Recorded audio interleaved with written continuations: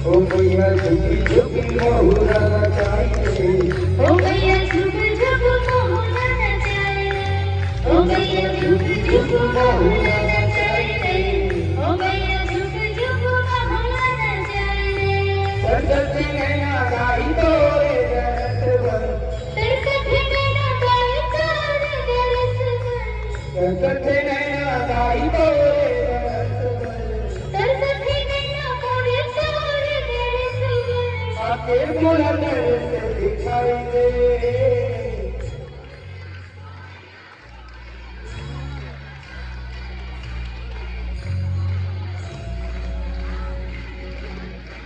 ओ भैया झुकी झुक महुआ नचाइए, भैया झुकी झुक।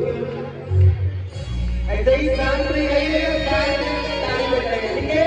ओ भैया झुकी झुकी महुआ नचाइए, ओ भैया झुक झुक महुआ नचाइए, ओ भैया झुक झुक महुआ नचाइए, ओ भैया झुक झुक महुआ नचाइए। सरस्वती नैना गाई तोरे दरसवर, सरस्वती नैना गाई तोरे दरसवर, आके मोरा दरस दिखाइए। ओ भैया ओ भैया ओ भैया ओ भैया झुकी झुकी महुआ नचाइए, ओ भैया झुक झुक महुआ नचाइए, ओ भैया झुक झुक महुआ नचाइए, ओ भैया झुक झुक महुआ नचाइए।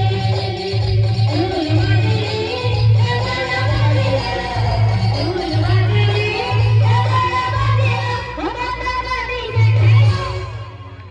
आप लोग भी जय हो बोलना है ना।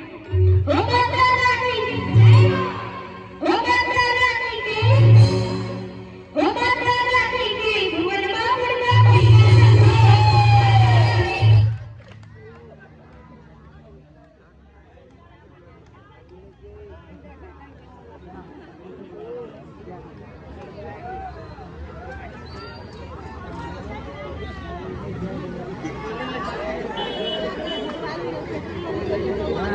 वो लोग पानी डाले पहले से नहीं चले गए।